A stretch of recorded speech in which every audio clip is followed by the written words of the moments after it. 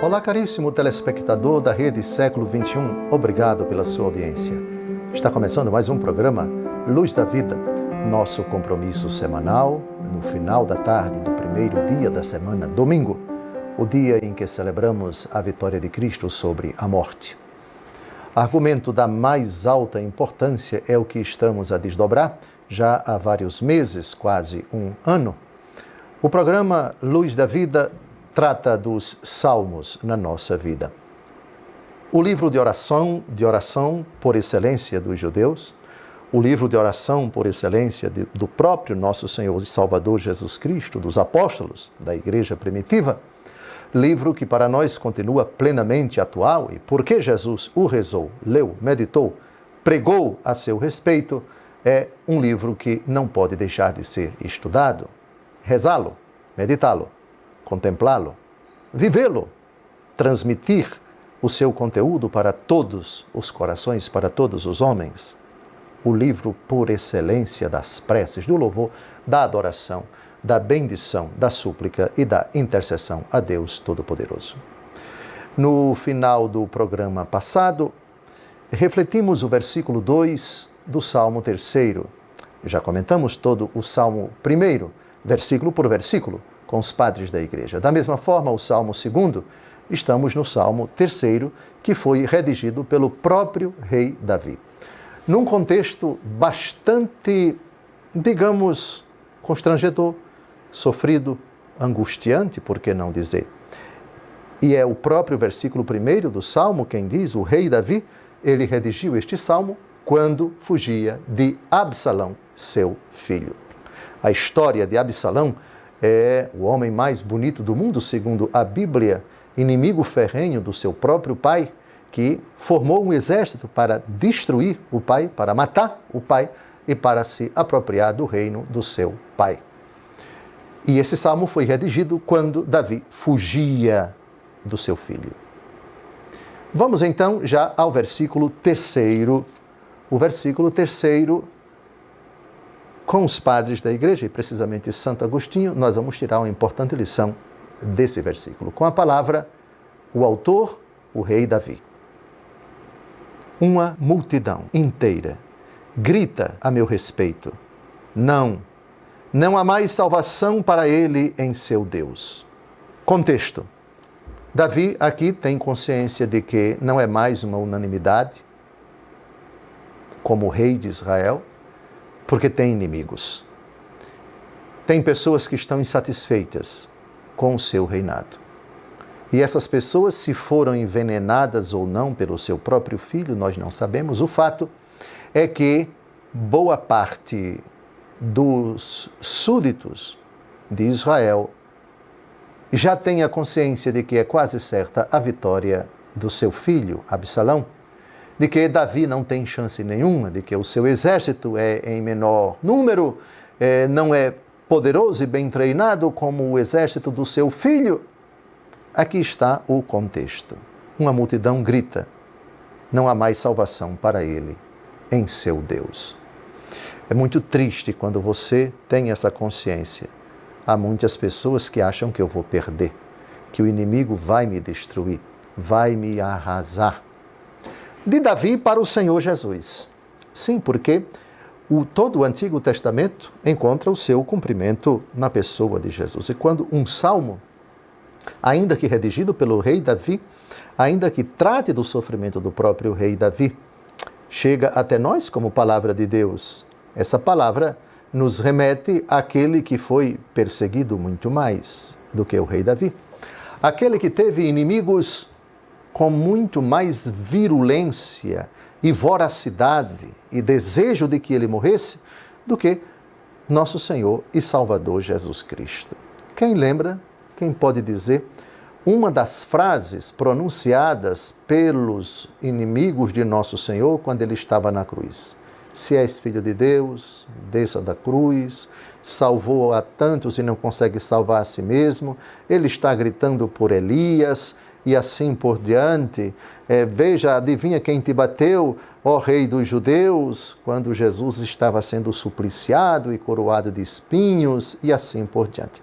São muitas, nos evangelhos sinóticos, as ofensas dirigidas a nosso Senhor e Salvador Jesus Cristo. Portanto, é óbvio que o centro deste salmo que, a exemplo do Salmo 2, pelo sofrimento descrito daquele que se considera perseguido e a multidão vocifera contra ele, essa situação existencial se aplica perfeitamente a nosso Senhor Jesus Cristo.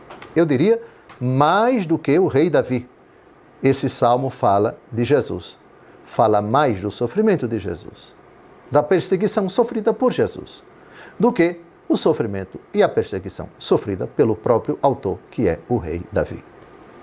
Com a palavra, como eu havia prometido, Santo Agostinho, que faz uma transliteração, isto é, uma transmigração, ele pega do sofrimento de Davi e nos coloca na cruz de nosso Senhor, no sofrimento de nosso Senhor, na angústia de nosso Senhor.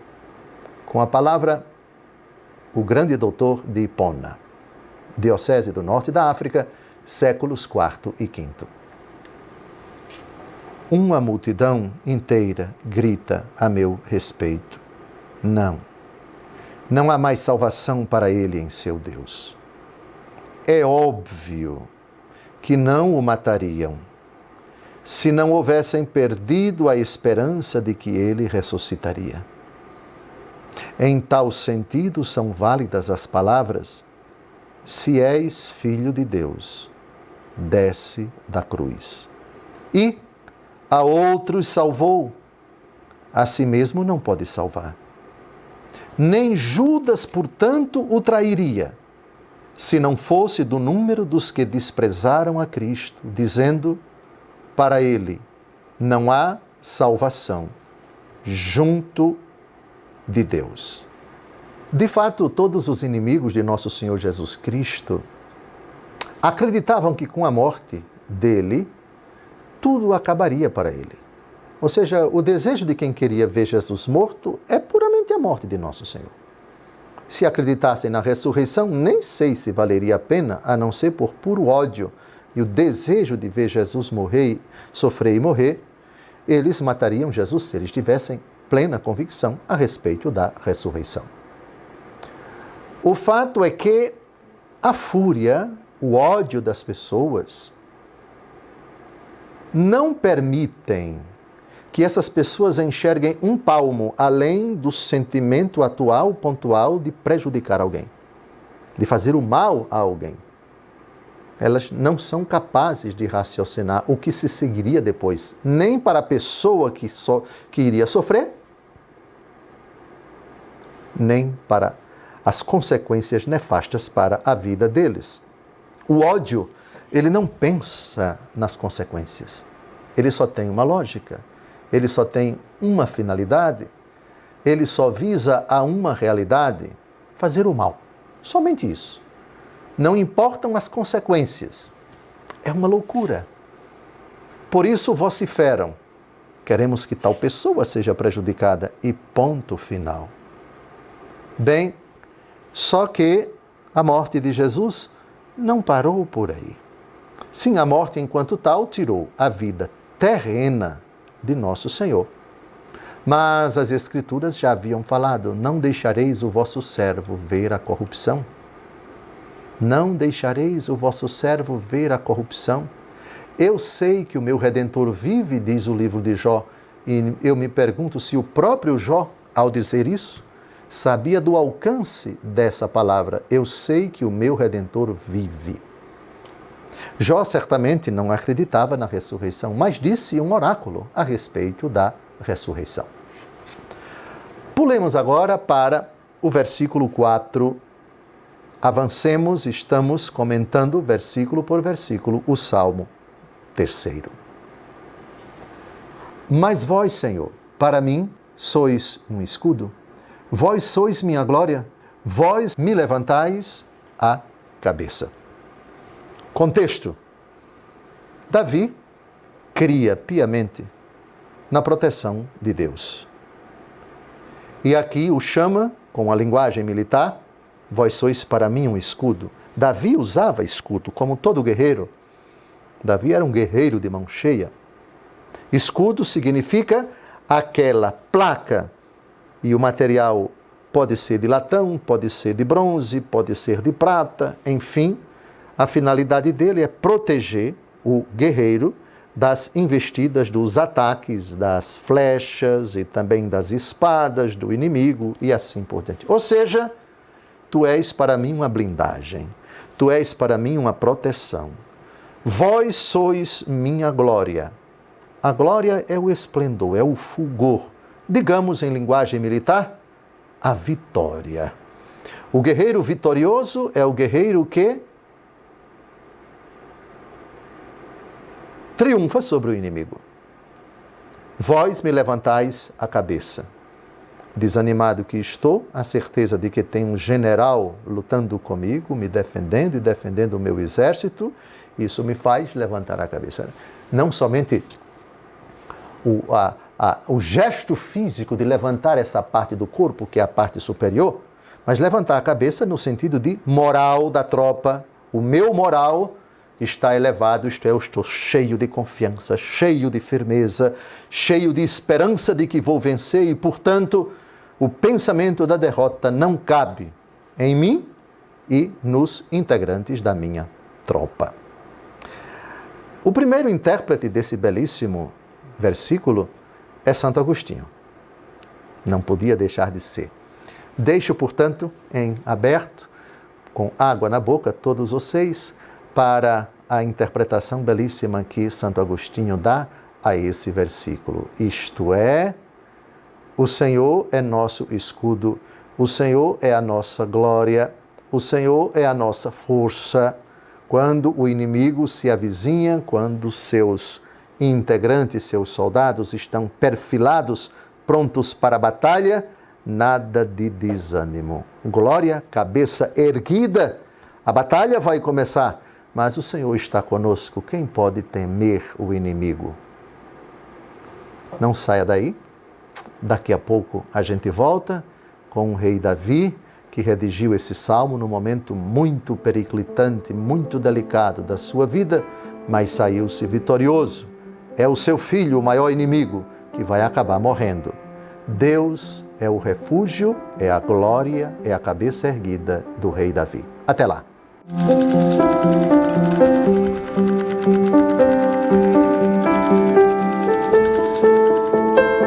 Olá, caríssimo telespectador da Rede Século XXI. Obrigado por ter permanecido conosco depois desse breve intervalo. Está começando o nosso segundo e último bloco, o programa Luz da Vida, debruçando-se sobre o fantástico argumento, os Salmos na nossa vida. Rezá-lo, primeiro compreendê-lo, corretamente interpretá-lo, depois meditá-lo, rezá-lo, praticá-lo e proclamá-lo, como Jesus fez. O livro de oração por excelência dos judeus, o livro de oração por excelência de Jesus e da Igreja Primitiva, em consequência, o nosso livro de orações por excelência na Palavra de Deus escrita. Terminamos o primeiro bloco, introduzindo o versículo 4 do Salmo 3, e havíamos prometido citar e tecer breves comentários sobre a reflexão de Santo Agostinho, sobre esse parágrafo. Leiamos de novo o versículo 4 e logo em seguida citemos o magnífico Santo Agostinho. Mas vós, Senhor, sois para mim um escudo. Vós sois minha glória. Vós me levantais a cabeça. Eu dizia no primeiro bloco que o rei Davi usa aqui uma linguagem militar. Expliquei o que significa escudo, expliquei em que sentido um soldado diz a glória, minha glória, isto é, qual é a glória do soldado? É a vitória, é o triunfo sobre o inimigo, e vós me levantais a cabeça. No jargão militar, levantar a cabeça, ou seja, é elevar o moral, O que é o moral da tropa? A confiança da tropa, o espírito de esperança, a motivação da tropa diante da batalha que se avizinha, não importa o tamanho, o número, o treinamento, a capacidade, a voracidade dos inimigos. Elevar o moral da tropa é fundamental numa batalha. Soldados desanimados é basicamente derrota. Agora, com a palavra explicando esse versículo, o magnífico Santo Agostinho, que, na verdade, vai nos remeter ao próprio Filho de Deus, ao próprio Jesus Cristo. Ele não vai ver tanto aqui, já situamos, contextualizamos o versículo 4 no universo da vida do rei Davi, o autor desse salmo, mas Santo Agostinho faz uma interpretação cristológica, ou seja, aqui o versículo está falando de nosso Senhor e Salvador Jesus Cristo, ou pelo menos profetizando a respeito do sofrimento dele, que aconteceria cerca de 1000 anos depois. Mas vós sois, Senhor, para mim um escudo. Dirige-se a Deus enquanto homem, porque o Verbo se fez carne assumindo a natureza humana. Minha glória. Declara também que Deus é sua glória, aquela que o Verbo recebeu de tal modo que, com ele, se tornasse Deus. Aprendam os soberbos que não ouvem de bom grado que se lhes pergunte: que é que possuís que não tenhas recebido? E se o recebeste, por que haverias de te ensoberbecer como se não tivesses recebido? Vós me levantais a cabeça. A meu ver, cabeça aqui é o espírito humano, chamado com justeza cabeça da alma, a qual aderiu e se uniu à excelente supereminência do Verbo, que assumira a natureza humana, de tal sorte que não foi deposta nem diante da grande humilhação da paixão. Na oração sacerdotal de Nosso Senhor Jesus Cristo, capítulos 16, mais especificamente o capítulo 17, Jesus pede que o Pai o glorifique com a glória que ele tinha antes que o mundo fosse criado. Já o glorifiquei e hei de glorificá-lo, responde Deus Pai. É uma palavra que, sem dúvida alguma, não podemos deixar de pensar quando lemos esse versículo: vós sois minha glória. Santo Agostinho, como sempre, impecável. Jesus vai passar, já está passando a partir do capítulo 14, pelo seu terrível, indizível sofrimento, mas, como já havia ensinado aos apóstolos, já a partir de Cesareia de Filipe, quando ele institui o primado de São Pedro, prometendo edificar a igreja de Cristo, a igreja dele, sobre esta pedra, a partir daquele momento ele começa a dizer que é necessário que o Filho do Homem seja entregue às mãos dos seus carrascos, dos seus adversários, muito sofra, padeça, morra e ao terceiro dia ressuscite. Portanto, Jesus, quando sobe para Jerusalém, sobe certo de que vai sofrer, vai morrer, mas ao terceiro dia vai ressuscitar. Vós sois, Senhor, para mim um escudo. Pai, se possível, afasta de mim este cálice. Levantar a cabeça. Ninguém veio confortar nosso Senhor Jesus Cristo a não ser, segundo os evangelhos, anjos. Nosso Senhor está padecendo terrivelmente. Vai ser preso a qualquer momento. Os inimigos se aproximam.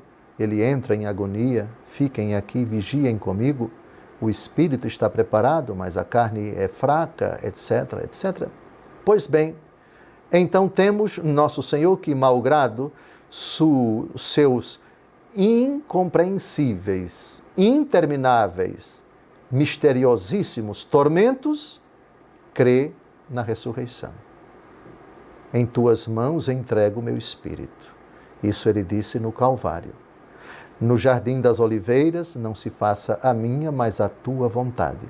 Entrega, abandono Ora, quem poderia negar que este versículo como que descreve o pensamento, o sentimento de nosso Senhor e Salvador Jesus Cristo nos instantes mais dilacerantes e dilaceradores da vida dele, isto é, o tormento de sua indescritível paixão. Agora vamos a um outro padre da igreja, chamado Teodoro de Mopsuestia.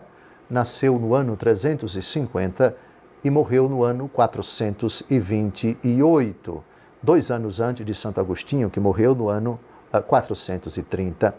Portanto, foi um contemporâneo de Santo Agostinho. O comentário que ele faz a esse versículo também é muito bonito e eu não quis deixar de citar e comentar aqui para todos vocês, para todos nós. A força de um espírito inabalável, que é submetido fortemente à prova nas adversidades, deve ser admirada, porque quando possui a esperança, não cede, mesmo nas maiores angústias. Eu afirmo que esses que zombam dizem isso para aumentar a minha pena. Eu não deixarei de esperar naquilo em que acreditei, porque Tu, Senhor, és o socorro das minhas ações. Tu proteges o meu caminho do perigo do mal. Tu restabeleces a minha honra e o meu valor. Há um ditado que diz: só sabe quem passa, só sente quem experimenta. E é verdade. Quem é que pode medir a dor dilacerante de uma pessoa que está passando por momentos de enorme, de indizível provação? Somente a pessoa. E às vezes esse sofrimento é tão intenso que o próprio sofredor não consegue descrever. Mas quando esse sofredor é alguém que crê em Deus, que teme nele, teme a Ele, tem essa confiança inabalável, tem essa certeza que não permite absolutamente que ele vacile, que ele se desespere, que ele culpe Deus, ou que ele imagine nem de longe que Deus se esqueceu dele, ou que Deus perdeu o seu poder e não deixará de agir. Não. Até os mártires, e aqui temos uma espiritualidade impressionante, uma mística que, graças a Deus, nunca desapareceu da igreja e hoje, mais do que nunca, muitos mártires, muito sangue derramado de cristãos que tombam por causa da sua fé. E cito apenas milhares e milhares de cristãos na África e também na Ásia, perseguidos pelo simples fato de serem cristãos. Eles têm essa experiência. Ainda que o nosso sangue seja derramado, o Senhor não nos abandonará. O Senhor nos levará para o seu reino, o Senhor nos recompensará, triunfaremos da morte com a certeza da ressurreição e com o coração profundamente unido ao nosso Senhor, que disse: quem se envergonhar de mim diante dos homens, eu me envergonharei dele diante do meu Pai que está nos céus. Trata-se, portanto, de um versículo que nos toca profundamente, o versículo da certeza do sofredor, que não importa o tamanho, a gravidade e a intensidade do seu sofrimento, deposita sua confiança no Senhor, sua glória, o seu refúgio, o seu escudo, sua cabeça levantada. Pronto. Explicamos o versículo 4. No próximo programa, comentaremos ainda o Salmo 3º, já a partir do versículo 5. Deus abençoe sua vida. Tenha uma semana cheia de graças. No próximo domingo, nos encontraremos, se Deus quiser.